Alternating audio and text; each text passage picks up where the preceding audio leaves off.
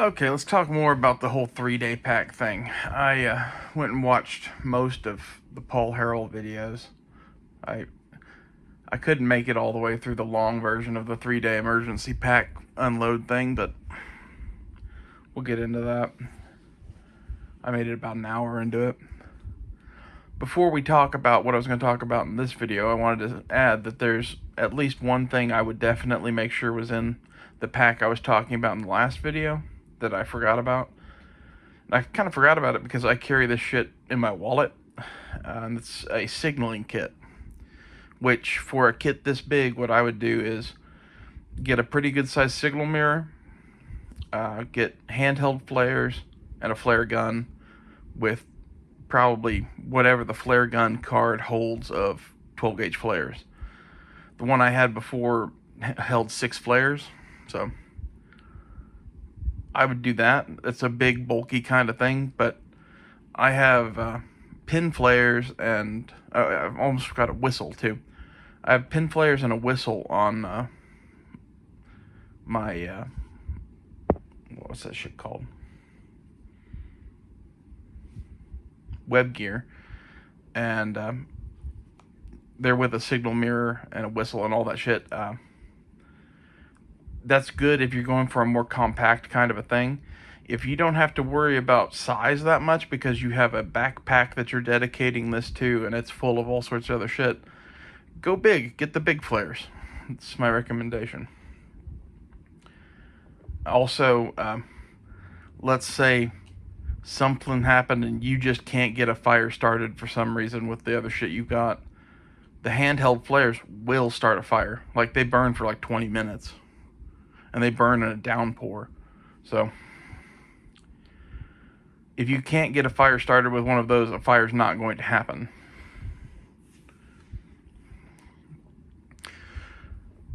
There's something else that I can't remember that I thought, man, that would be nice to add to that too, but it really didn't matter. Moving on to what this video is about. I watched the Paul Harrell videos, like I said, and it seems like their bags are more focused on surviving long term and the end of the world, despite Paul Harrell specifically saying that's not what these bags are about. I think it's interesting. He specifically made fun of snare wire. I'm like, okay, you guys are carrying a pantry worth of canned goods and a .22 rifle and fishing gear, but you're making fun of snare wire. That's amusing to me. When I think of a 3-day emergency pack, I'm thinking of a much lighter weight thing that's literally just meant to keep your ass alive. And that's going down that list of things that could kill you. I didn't mention signaling because, you know, not being able to signal won't kill you. Well, not being found will kill you long term, right? And this is where their packs are kind of like 3-day plus packs, and for zombies. And with that shit into consideration, it kind of changes the whole question in my mind. But if you go watch those videos, their packs are loaded with duplicate gear and useless crap. It's just my opinion. Some of it is nice to have, and there's a lot of shit that's nice to have. And if you want to focus some of your pack on nice to have things for various reasons, I could see that. Like, I saw more than one of them had disposable towels that you could just add water to and they pop out. I've got one of those in a survival kit over there on the shelf, but when I think of a 3-day survival bag for the car or whatever, that's not on my priority list for various reasons. You know, maybe this is a spend enough time in the woods kind of a thing, but like, I've shit plenty of times without toilet paper. It's not the best thing in the world, but I'm not going to dedicate half my pack to toilet paper and towels and that sort of shit. A couple of them had bivy sacks, and that would be a good idea, or some sort of emergency blankets are cheap and easy to use, some sort of something like that. I mentioned emergency blankets in that last video, but I didn't say to get them. That may be the other item I was thinking about. on the gun thing, if you are in a survival situation where you are going to be out there for God knows how long or whatever, that's when the 22 rifle starts making more sense. But I wouldn't carry that as the only gun I had. Because while it's good at killing rabbits and shit, or even fairly big animals like a deer or whatever, fucking dogs, there are things that you need bigger bullets for. And if you're worried about people, that kind of changes the whole deal entirely in my mind. It becomes not a 3-day emergency kit and more like a, combat escape and evasion kit or some shit like that. And that's where an AR-15 starts making more sense to me, especially one that is smaller and can be broken down even smaller and cool.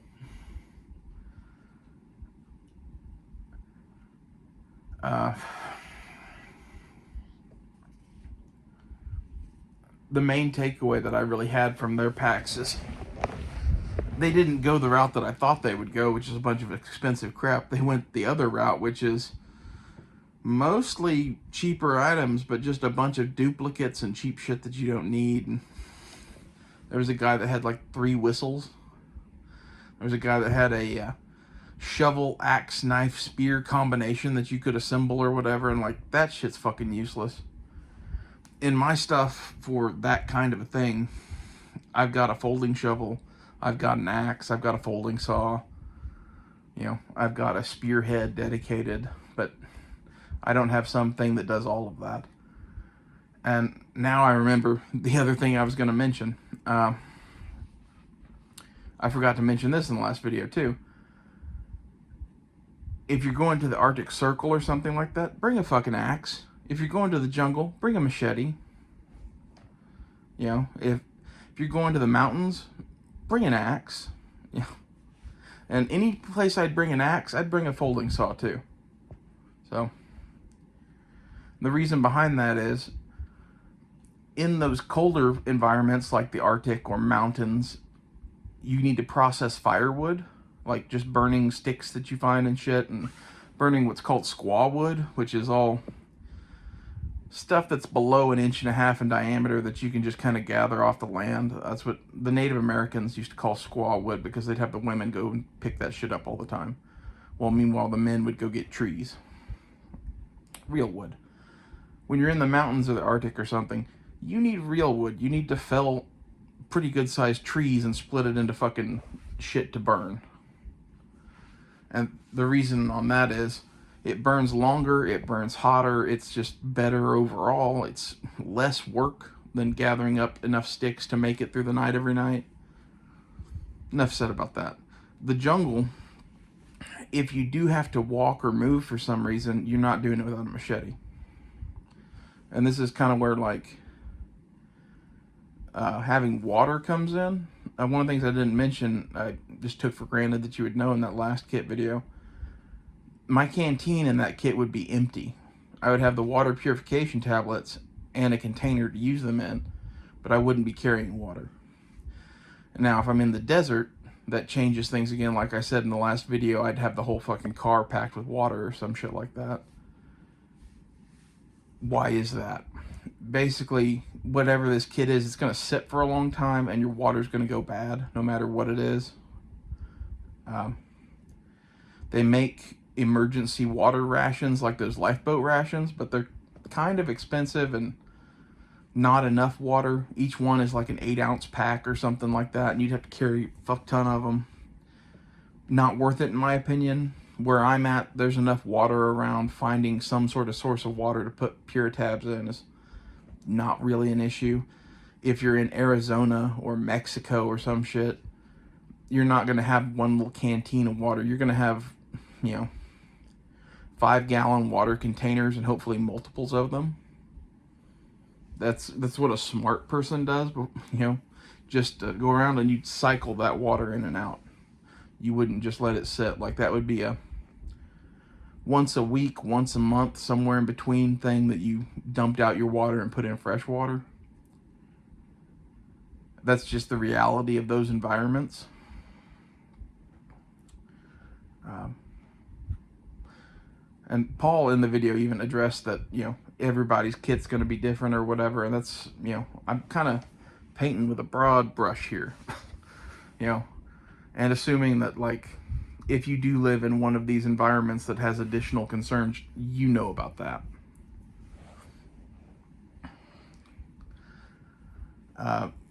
A compass wouldn't be a horrible thing to add. And more water containers wouldn't be a horrible thing to add if you're adding a compass too, because adding the compass assumes that you're going to be leaving wherever you are and trying to walk somewhere. Like if this is a get home bag for you and you work 30 miles from home, you might have a compass, you might have more water, you might have more food even, because now you're burning calories and water and energy, and all of that shit matters. The stuff that won't kill you in 3 days or whatever of sitting around doing nothing is some of the stuff that will kill you in 3 days if you decide to hike through Alaska or some shit like that. Like, not a good idea. Most survival situations, you're better just to stay where you are and put up fucking signals. Hope to be rescued. But the kind of kits that they're describing are more what I would call get home bags than anything else. They're not really 3-day emergency bags. They're somewhere between a bug out bag and a 3-day they're somewhere between a bug out bag and a get home bag. And the ones that included fishing gear and 22s and that sort of shit, it's funny to me. I think of that stuff in a like longer term survival bag. If you know you are X distance from home, it's going to take you a week to get there, don't pack shit that you're not really going to need. And the stuff you're not really going to need is like food procurement. I would pack more food instead of that. That way your pack gets lighter over the trip, A, and B, you actually have guaranteed food. So shit like MREs would be important in those cases. And you'd have to cycle those through too, because sitting in a hot car and MRE is going to go bad. And I'm guessing a year, maybe 2 years, something like that. It's going to have a lot shorter shelf life than, sitting at home in the air conditioning does on it. A lot of people don't realize how hot cars get, especially in the summertime. Around here, the inside of a car can be 130, 140 degrees sometimes.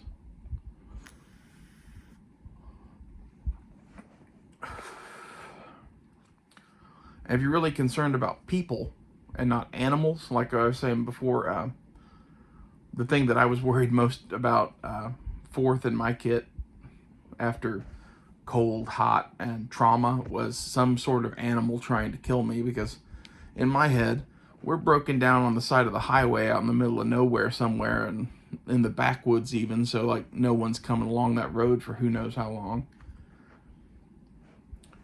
I'm not really worried about people out there, and whatever you're packing for animals will more than work for people. But let's say you're worried about people. Carry whatever weapon you're comfortable with. In general, I'm not that worried about people, but I also don't live in the middle of the end of the world or whatever. That situation could be worse. But I don't know, I've been to a lot of rough places, both like Mexico, Central America, Africa. And I didn't have a gun in any of those places. You need to like use the gun between your ears. Don't be in the fight in the first place. This is the whole like, is it a combat escape and evasion kit? Because that's kind of some of what they were describing. And if it's that, I'm not carrying weapons to get into a gunfight.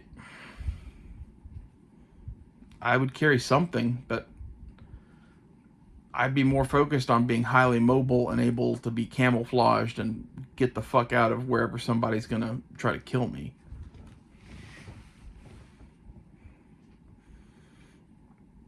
And this is again assuming you're alone or in a very small group.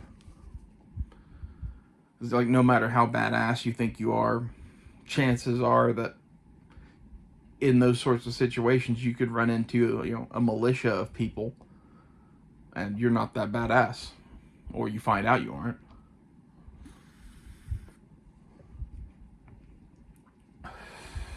And for most situations,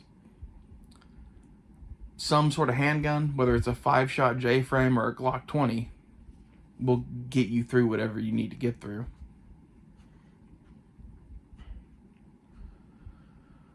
I like that Paul Harrell mentioned double-barrel shotguns as a survival gun. I thought that for years. I've had single-barrel ones too. I think the single-barrel is good. The double-barrel is great because a single-shot shotgun gives you one powerful shot, right? The double-barrel shotgun, there's not a lot of shit on earth that can take 2 rounds of full-power 12-gauge.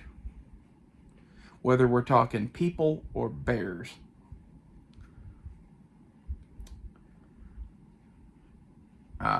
He also mentioned that he would pack accessories to make his carry gun even better, such as extended magazines or open carry holsters or that sort of thing. That's a good idea. And that's shit you could definitely throw in this bag if you are carrying a gun every day. The main reason I wouldn't leave a gun in a kit like this is because of the high propensity of it to get stolen. And my thoughts on the gun to leave in a car being a J-frame Smith & Wesson with 5 shots is pretty much for social purposes or defending yourself against some sort of coyotes or dogs or something like that, not a bear. It'll get the job done. Some of like our agents and shit that do work in some of the worst areas of the world carry such guns every day. You'd be amazed about the work you can get done with a small revolver. And the smaller and lighter it is, the better. The easier it is to hide in your car. The easier it is to get a lockbox to secure it in your car. There's lots of upsides. As far as snare wire and fishing gear and .22 rifles and that sort of shit, that's all kind of crossing into that 3-day plus line for me. It's that if you know you're going to be rescued in 3 days, none of that shit matters. If you don't know that you're going to be rescued in 3 days, well, that changes the question, right? You know,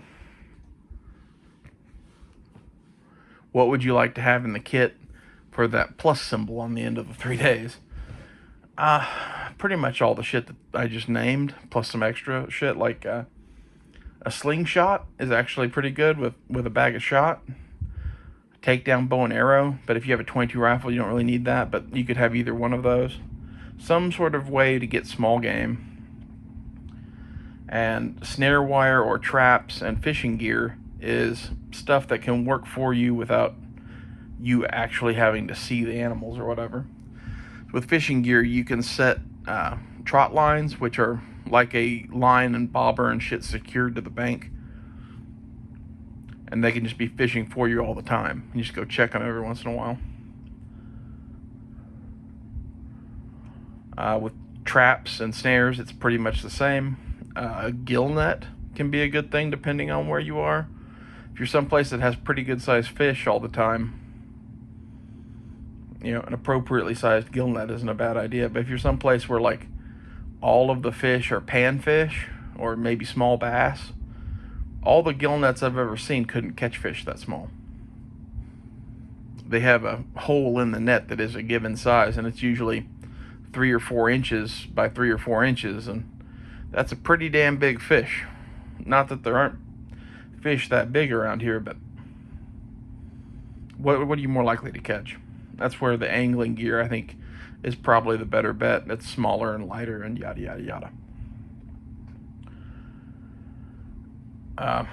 One thing I didn't mention is lighter-wise. A Bic lighter is good, but this thing is a torch lighter. I got this for $2 from a mushroom company. It's a MK brand. I've seen them at smoke shops and stuff around here. I would get one of those. You know, the Bic lighter is cheap and whatever and just totally disposable. But if you're really, you know, someone who's never started a lot of fires before, the torch lighter's nice. I saw a couple of the guys in there had little torch lighters, and it made me think of that one, so I had it sitting right there. My overall kind of critique of their kits is basically that they're packing either too much or not enough gear, depending on what the thing is. Like, you could make criticisms about the stuff that I said, that like, how long are you really going to be able to last with a poncho liner, one of those reusable emergency blankets, and box of power bars or whatever. But all of that was assuming 3 days. If it's 3 days, or the total end of fucking society, and we're fighting gangs in the streets and never getting food again, and there's no rescue in sight, all of that's such a different fucking scenario, it's not even funny. And I guess what he's trying to do is cover as many bases as possible with one bag of shit. And in that sort of sense, anything small, light, and cheap that you can add to that backpack to add capabilities is probably a good idea. That's where like a survival fishing kit is relatively affordable. You can Google Rule the Wasteland fishing kit, and it'll bring you to Rule the Wasteland is a channel on YouTube that talks about this kind of shit, really, and others. But he sells a survival fishing kit, and it's a really good one. Plug his stuff. I've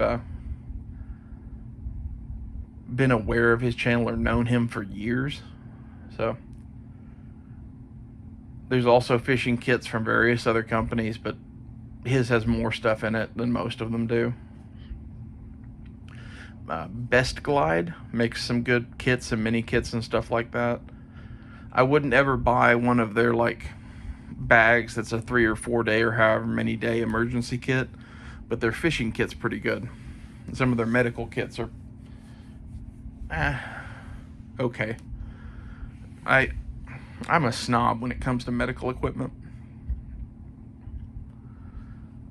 Every fucking like pre-packed first aid kit or whatever on earth is insufficient and not enough. And it's kind of like Paul said in these videos that you don't ever buy a 3-day emergency kit from someplace, you always build it yourself. I feel that way about first aid kits. I usually buy 2 or 3 of them, and then a whole bunch of other random shit that I want, and then try to fit it into as small a package as possible. Most of like the first aid kits you buy will have like 2 or 3 doses of anti-diarrheal medication. That's fun. And like for something like this where it's 1 or 2 days lost in the woods, I'm sure that's fine. What if it's 2 weeks and you have the shits the entire time? Because that can be reality. I would carry a lot more of that. I'd carry a lot more of Advil than they put in those kits. I'd carry better Band-Aids than they put in those kits. I'd carry a shit ton more gauze and trauma equipment than they put in any first aid kit. I've rarely ever seen a first aid kit have compressed gauze or a tourniquet or a chest seal or a chest decompression needle. And you have to be aware of how to use some of that stuff, but you can go YouTube that yourself. It's not that complicated to use that shit, and it's stuff that every person should know.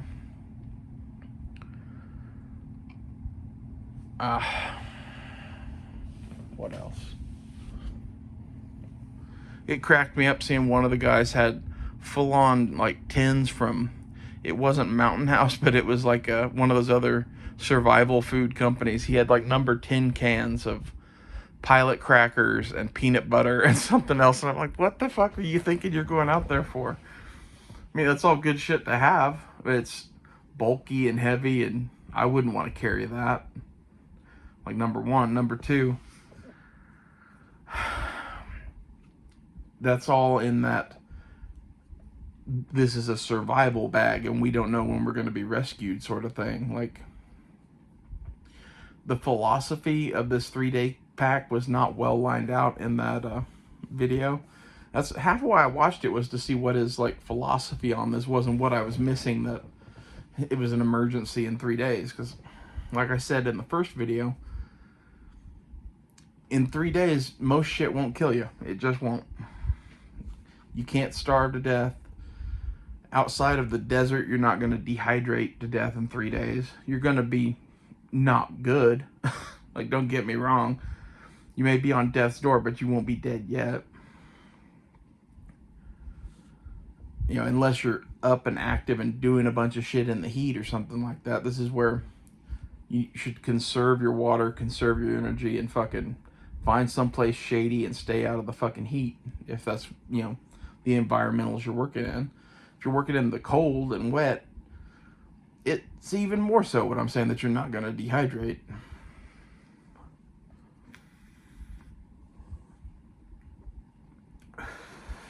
Assuming, again, that you don't try to hike back from Alaska or build a log cabin or some shit like that. Like, there's shit that will make you dehydrate, don't get me wrong. There were multiple people that had Gatorade or some sort of something for electrolytes. That would be nice to have, but at the same time, it's 3 days. You know how you manage your electrolytes when you don't have any for 3 days? You try not to do a lot. You know, sweating kills. What if you have to do stuff? Well, then that's where having some of that Gatorade might be a good idea. But one bottle of Gatorade isn't going to get you through, you know, working your ass off out in the heat for multiple days. Maybe if you're like drinking a fourth of it and having a bunch of water, it's probably a good idea. It would definitely help. But most people don't do that. Most people drink the whole fucking bottle, or even like half the bottle. So if you're gonna put Gatorade in there, you're gonna have to cycle it in and out of your kit, and like once a month or something, throw out the Gatorade and buy new Gatorade. You could put Gatorade powder in there, which would be a lot better idea. But then I'd have a separate like plastic canteen to mix that shit up in. And the reason we want a steel canteen for our main canteen is to have something to boil water in case something happens and you don't have purification tablets. I'm not a big fan of boiling water. It's kind of a pain in the ass, but if you think the water's dirty, boiling it will definitely make it safe to drink. Also, when you get a canteen, I would not just buy a canteen that's just a canteen. I would buy a canteen that has a kit with it, with a cup and a stove and all that. Dave Canterbury sells such shit at his store, Wilderness Outfitters or something like that. I forget the name of that. Or you could get a USGI canteen kit, but then your canteen itself isn't steel, it's plastic, and you're boiling in the little cup, and that's kind of suboptimal too. Like, get whatever container system you're comfortable with, but a steel canteen that you can boil the whole thing in is pretty preferable. And if you have a canteen cup and Gatorade powder or whatever, you could use the canteen cup to mix that shit up in and not have to carry a second bottle. So there's a bunch of reasons to get the metal canteen set from Dave Canterbury's website, whatever the fuck it is.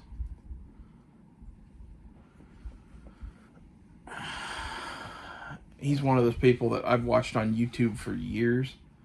He does survival instruction and that sort of stuff, but also makes products.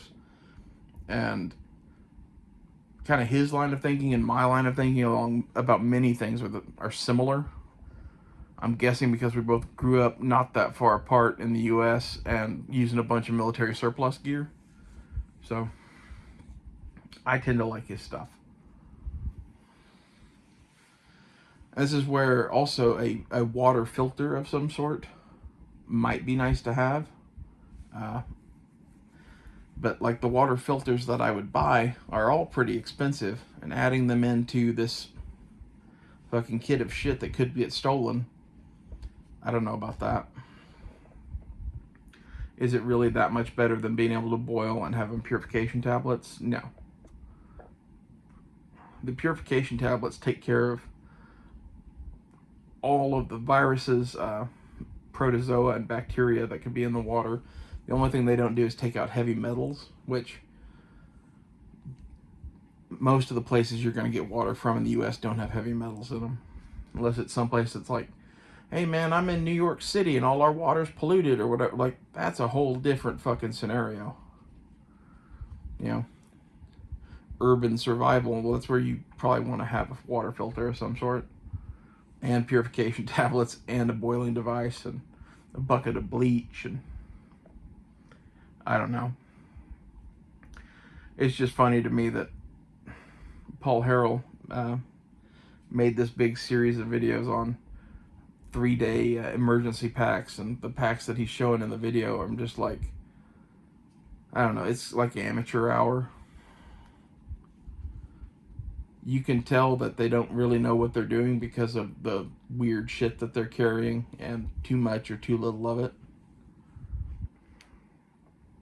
No disrespect to Paul, he died here recently.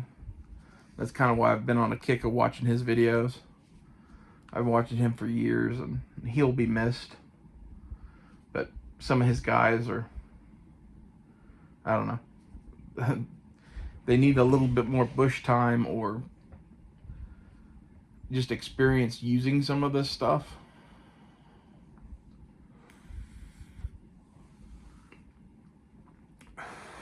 To know what they need and don't need and that sort of shit.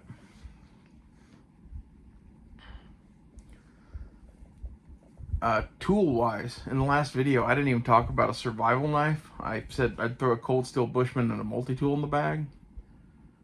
That's the down and dirty version of it. This is also kind of assuming that you're carrying a pretty good knife every day. If you're going to throw a survival knife, quote-unquote, in the bag, pick the one that you like and do that, but know that you could lose it, A. And B, if it is truly a 3-day kit and not a 3-day plus zombies and End of the World and Teotihuacan and WROL and the kitchen sink bag, you don't really need a knife. And there's already 2 knives in the kit. So, you know, the 2 knives that I threw in were a Leatherman multi-tool of some sort and that Cold Steel Bushman. And for the stuff you'd need to do for 3 days, those would do it. And in my mind, the only thing that you'd need to do for 3 days in most of America is build some sort of a lean-to shelter thing to hold up your tarp or emergency blanket thing that I talked about. And maybe process a little bit of kindling for firewood.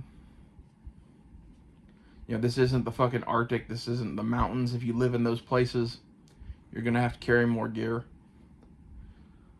This is, you know, the lower 48, not in the fucking mountains.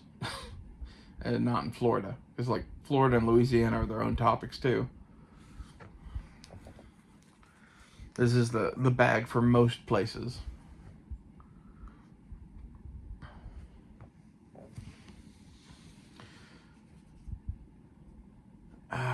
It was interesting watching those videos. I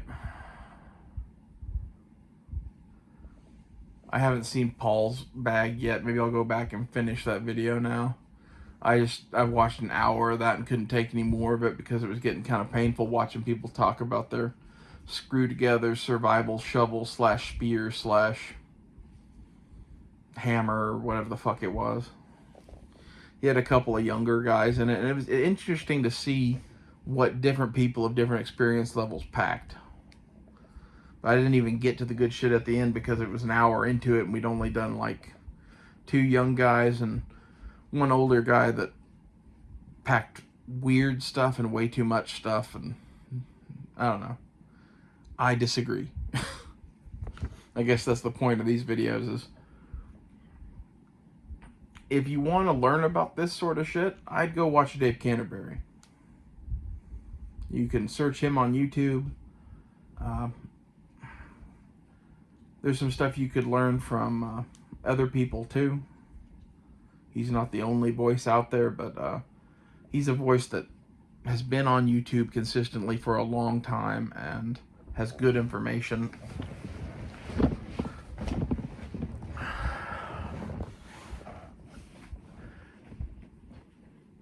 I'm trying to think of who else I'd advise. I don't really want to say Cody Lundin, because then I'm just recommending the fucking stars of dual survival. And I don't know.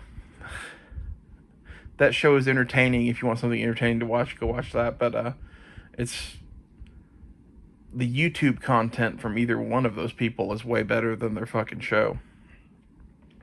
Cody's YouTube content is minimal, but he has some interviews out there where he talks about shit. I really prefer what Dave Canterbury puts out.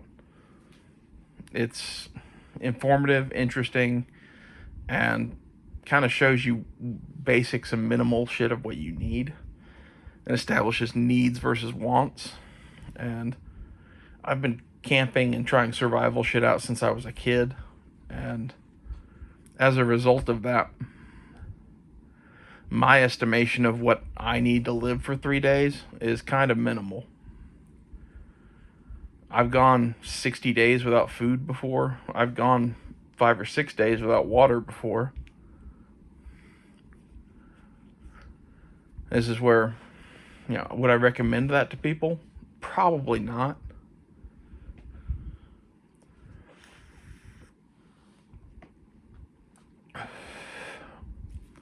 But most of the being able to make it through a 3-day situation isn't about food and water. It's about not doing a bunch of shit that you don't have to do.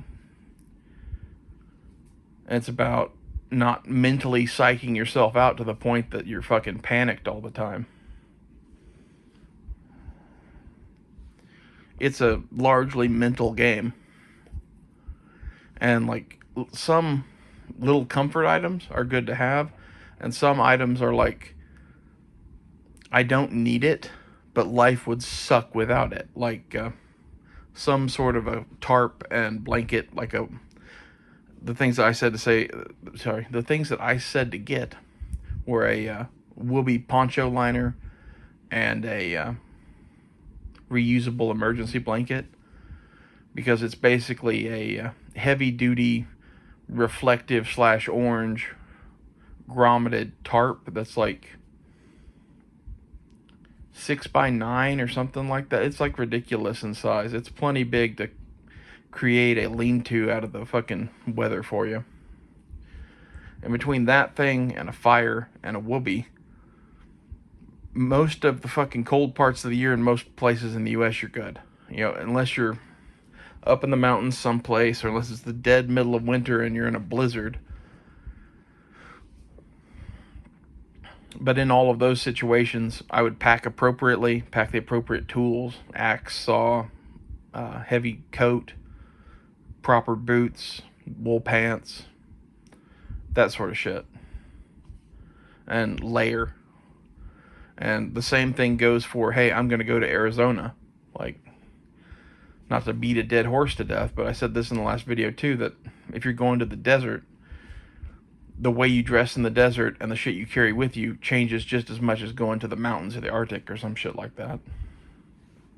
You need to pack extra water. You need to have clothes that are, open and kind of poofy to stand off your skin. Air is insulating, and you want some air in between you and whatever your cover material is. And the color that your cover material is made out of matters in the desert. So think white or light tan. And have a hat and a bandana. Anyway, this is probably babbling on enough about this particular subject, but I'd go watch Paul's videos and then do further research. I wouldn't just take my word for a lot of this shit. The list of materials that I gave in the last video, mixed with the signaling kit and axe and saw and shit for the mountains that I mentioned in this, it's a good start for you at least. I'll see you guys later.